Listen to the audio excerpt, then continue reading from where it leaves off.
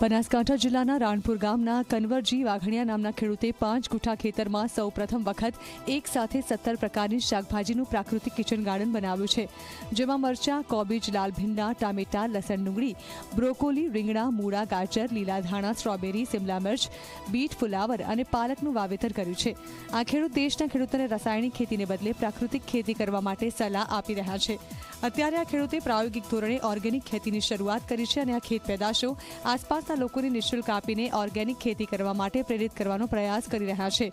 વર્તમાન સમયમાં ખેતીમાં રાસાયણિક ખાતરનો ઉપયોગ વધતા ખેત પેદાશ ઘટી ગઈ છે, સાથે જ કેન્સરની બીમારીઓ પણ થઈ રહી છે। ત્યારે ઓર્ગેનિક ખેતી કરીને આ ખેડૂત સારું ઉત્પાદન મેળવે છે। આ શાકભાજી આરોગવાથી શરીરમાં કોઈ બીમારી પણ થતી નથી।